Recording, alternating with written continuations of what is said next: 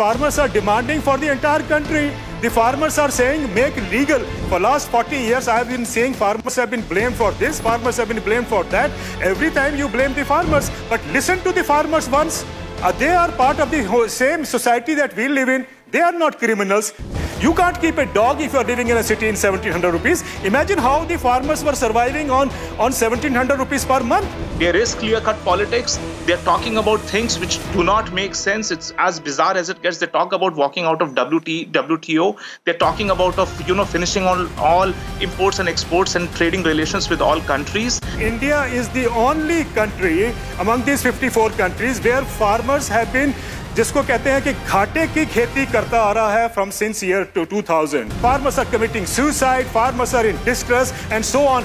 The farmers have paid a heavy price all these years for the kind of neglect the policymakers have towards farmers. I think it is time now farmers must get their rightful due, which is a legal MSP. Do you believe that this protest is justified? That a legal guarantee for a minimum support price to farmers is something which the exchequer can bear, and is it really a progressive reform? Well, let me be first of all very clear, Rajdeep, that a legal MSP is the only way to pull out farmers from the terrible crisis that exists today in India. And there is no other way, and I think we must accept that there is no burden on the government. It is a kind of a creation by the economists who tell us that, the country will have to bear all expenses, which many say is equal to 17 lakh crores because the government has to procure. No.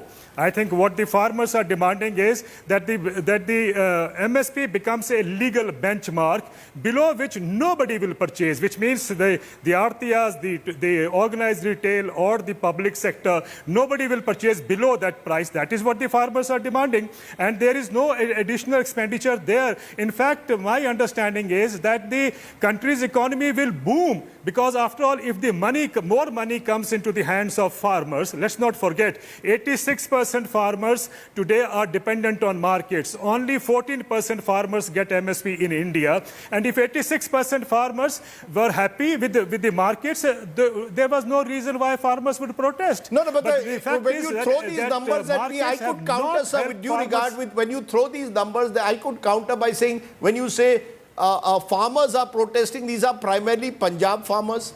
These are primarily rich or middle landholders from Punjab, rice and wheat farmers. That's not the entire country. Well, I think we need to understand the proximity of Delhi. It is closer to Punjab, Haryana, Uttar Pradesh or Rajasthan, and you are seeing farmers coming from those states. The fact of the matter is farmers are demanding for the entire country. The farmers are saying make legal MSP a legal instrument, which means whether he is in Bihar, whether he is in Andhra Pradesh or Karnataka or wherever the farmer is, he is going to get the benefit of a legal MSP. No, but I don't see farmers in Karnataka and Andhra Pradesh protesting, Devinder Sharma, which is why the argument is made that this is politically loaded, it's politically sponsored. Well, when was this kind of argument not made against farmers? For last 40 years, I have been saying farmers have been blamed for this, farmers have been blamed for that. Every time you blame the farmers, but listen to the farmers once. They are part of the same society that we live in. They are not criminals. They are not anti-national. Why should we not allow farmers to come and convey what they want to convey? Why are we so panicky that, these are the people who are going to disturb the kind of a normalcy that exists? No. Please bear with farmers, listen to them. They have a genuine kind of a concern which the nation needs to stand up for. Okay, why can't we, how long can we go on saying that farmers are committing suicide, farmers are in distress and so on? The farmers have paid a heavy price all these years for the kind of neglect the policymakers have towards farmers. I think it is time now farmers must get their rightful due, which is a legal MSP. Rajat Sethi, do you accept that the Modi government has simply miscalculated the mood? They miscalculated it in 2020 and now in 2024. There is a building anger over farmers that various promises have been made to them, but they've not been implemented. Forget, of course, Mr. Modi ji's claim that I will double farm incomes by 2022. That's not happened. But even the claims that in some way these concerns of MSP, it's a vexed issue, will be addressed. That doesn't, it's only when the water has come to, when the protesters threaten a march, that suddenly union ministers rush to resolve the problem. First of all, Rajdeep ji, what data have you gotten hold of which says that the farmer income has gone up by X% and it hasn't met the 100% increment? The data I have very clearly shows that farm incomes have not doubled in the period. I am talking of average farmers have not doubled in the period that Mr. Modi claimed. No, tell me, Rajdeep ji, then how much has it increased by? Or how much has it gone down by? When you're claiming something, say a statement that it hasn't been doubled, then what has happened actually? See, you are not quoting any data point. Government, sources have been quoting data point, and that is one marker which you can look at. There is no income tax associated with farm income, so you can't have other, proxy-based inputs which can give you some early numbers as to how much of the farm income has happened. Has it gone up or not? So please understand, data paucity is there, and government needs to find ways of getting that data in which you can account for how much of the farm income has actually gone up. So please let us not quote things which are not established independently. That's number one. Number two, and more importantly, see, some of these statements that are coming out of these unions are largely driven from the model of Yogendra Yadav, who is accompanying Rahul Gandhi in his yatra. If you are not smelling, such a seasoned politician like you, if you're not smelling politics in it, then I would call it naive. There is clear-cut politics. They're talking about things which do not make sense. It's as bizarre as it gets. They talk about walking out of WTO. They're talking about finishing all imports and exports and trading relations with all countries. Similarly, if you were to pick up Maharashtra issues, the single biggest concern of the farming community in Maharashtra was that why did government put in the curtailments on the export? Why did the government put in the minimum price on the export? That is what the farmers, the onion farmers in Maharashtra were claiming. See, government provides you support or doesn't provide you support. Wherever you have to do politics, you will go to no extent to do politics and make a point. So be it. Let it be that. Now, coming to the more important aspects around MSP, I have been hearing a lot of Kisan union leaders coming out and saying that we do not expect the government to pay the MSP. We expect a law wherein enforcement of the MSP is to be done, wherein any middleman or any Alatia wants to procure from the farmer should do it at that minimum MSP price. Now you tell me, Rajdeep ji, most of the transactions that happen in farm produce happen in cash. If the government steps in and tries to disrupt the system, cash procurement will stop. Which Alatia in anywhere in North India deals in check payments? Give me one example of one mandi. It just doesn't happen like that, right? How are you going to enforce a law? See, people who claim that, you can come up with a law also have to give us at least a roadmap as to how are you going to implement it without breaking the entire system. What is being proposed will actually break the entire system. The finance minister announced a tax relief bonanza of rupees 1,45,000 crores per annum for India's corporate sector.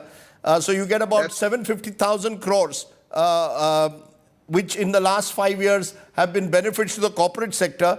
But when it comes to MSP for farmers, the government says we don't have the money. What would you say to the likes of Sanjay Jha? If it is directed to me, I would want him that what is the cost of ensuring an MSP through government procurement, by the way. If there is a government procurement, the number is around 11 lakh crore rupees. There have been ample amount of research articles which have been published. How are you going to account for an 11 lakh crore rupees per year when your entire budget of infrastructure is around 11 lakh crores? MSP announced 1850 rupees. Swaminathan formula would take it to 2421. I'm just giving you examples that I put there on the screen. So there would be a substantial increase on burden on the exchequer, Devinder Sharma A. And B, according to Rajat Sethi, when we throw numbers that the Prime Minister has not been able to double farm incomes, you need to tell us, when skeptics like you say farm incomes have stagnated, do you have a source to say farm incomes have stagnated? I think this is a very interesting, question which is tossed around as if, farmers don't know their income is going up. Perhaps they need to reconsider whatever they are doing. Give me a source when you say farm incomes have stagnated. What is the basis when you say farm incomes have stagnated? On what basis are you saying it? Well, listen, let me answer that question. A recent study has come out in October last year. It is from the OECD, Organization for Economic Cooperation and Development, the largest or the biggest trading bloc of the world. That study has evaluated 54 economies, major economies, including India, and seen how much of support has gone to farmers. It report very clearly says that since 2000, year 2000, till today, India is the only country among these 54 countries where farmers have been, जिसको कहते हैं कि घाटे की खेती करता आ रहा है from since year 2000. And in the last year, they said Indian farmers lost 14 lakh crores. This is this report. Just see the down-to-earth report on this, and you will get to know there is data already available. Now, the question is, there are skeptics who always say, no, farmers are a burden on the country, and this argument, again, I hear again, that there is no money in the country for that. No, sorry. What Mr. Satish Jha said, I think is very right. Every year, the government announces there's a button pressing exercise that happens. 2,000 crore is being given to farmers under the Pradhan Mantri Yojana. But the government never says we are giving 1.45 lakh crore to the corporates. This doesn't end here. 15 lakh crores of loans, bad loans of corporates have been written off. And then on top of it, willful defaulters who had the money to pay back, they have been given a kind of a walkover by the Reserve Bank of India saying to the banks that you compromise, and the amount is 3.45 lakh crore. There is money, abundant money available in this country, but it is going to people who don't deserve it. A. Now B, your question is to how much it will tax. There are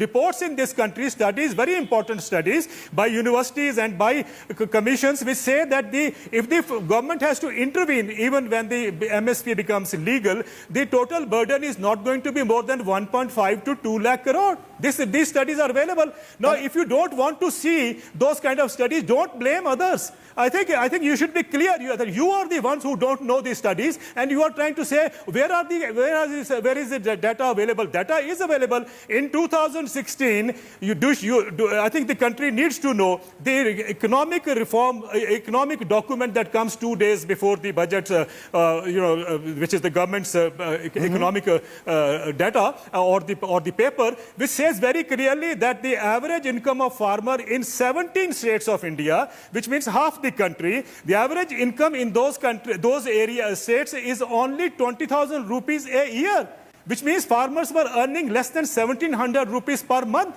I can't even keep a cow for 1,700 rupees. You can't keep a dog if you are living in a city in 1,700 rupees. Imagine how the farmers were surviving on 1,700 rupees per month. Okay. And this is a data which is available from 2016. This is government's own data.